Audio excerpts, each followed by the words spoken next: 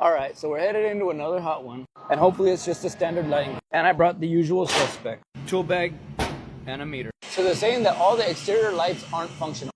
This guy, that guy right there. And last but not least, him. And after doing a really quick perimeter check, I only see 6 lamps. And after a little bit of digging, all road leads to this. Your standard issue lighting relay panel. First thing I want to check is my panel schedule, just in case there's any useful bits of information in there. And if you look right here, it'll show you that it has 16 relays, but it looks like we're only using relay. Somebody thought ahead and actually wrote down the panel and breaker number. LL1, LL1, and they're twins. Perfect match. Aw, how cute. There it is, slot number 35, which operates off a 3-phase 20 amp breaker. Just for the cherry on top, the actual panel schedule matches the lighting schedule. I'm getting all teared up in here. Somebody actually took the time to label everything. So now I'm going to cycle through my control menu and try to find something that will actually turn this lighting on. So I'm going to start by going into my manual override. And all I see is a bunch of 1s and 0s. What does that mean? Now that we're in our manual override parameter, I'm going to head over to load and I'm going to go ahead and try to cycle that on. And with the load allegedly cycled on, we'll have a look at these light fixtures. And voila! Shine bright like a diamond. Uh-huh. Yep. Bingo. She's on fire. So after doing a really quick tap dance around the building, it looks like all the perimeter lights are functioning. So I'm going to go ahead and shut the override off. Get back out into the menu tab and look at lighting times in the review schedule. Here we are. We're only using group 1. Cycle down and enter. So it looks like we're cycling on at 5 p.m. And then cycling off time is 6:45 a.m. So let's go ahead and mix that up on them. Tab down, down, down, down, down, down. It is currently 10 a.m., so I'm going to set it for 11:45 a.m. and then cycle that bad boy on. Okay, so that button didn't do nothing. Let's try this one. And there she is. Let's go ahead and hit yes.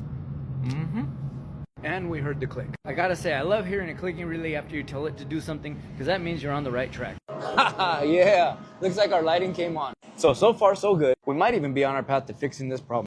So easy, even a high school dropout could do it. Alright, so with the lighting on and off times changed, I'm going to do another perimeter check. And they are absolutely adamant that this is the fixture that's giving them an issue. They're alleging that that fixture is off every morning and all the rest of the fixtures are on. So after doing another perimeter check and all the fixtures are operational, I'm going to wait till 11:45 a.m. to see if these fixtures shut off on their own. So this guy's scheduled to click back off at 11:45 a.m. So let's go see if they're off. And yes, lighting circuit is off. And now that everything appears to be operational, there's only one last thing to do, and it is check termination connections. So there she is, open to the world to see all her glory. And I remember I said she had 16 relays. Well, I lied. She only has 8. But we're only using one here at the top, better known as R1. So I'm going to do a real quick termination check and just try to button her up and see if there's any loose connections.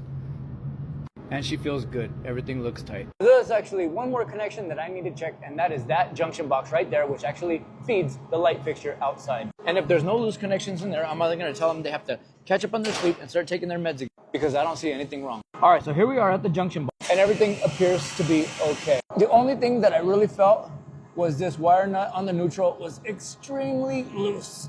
So maybe it wasn't the voices in their head. So if any of you work on lighting out there, go ahead and drop it in the comments what you would have done in this situation. I'm just going to tell them it's a halogen lamp, and if they want, I have no problem replacing it. Because since there's no real connection issues, I believe it could be the ballast overheating and faulting out after about 5 hours of operation. Luckily for me, they had already ran down to CVS Pharmacy and picked up these 2 new beautiful fixtures. So it looks like the work just keeps falling my way. So I believe that's about it for this one, guys. Until the next time, stay safe out there.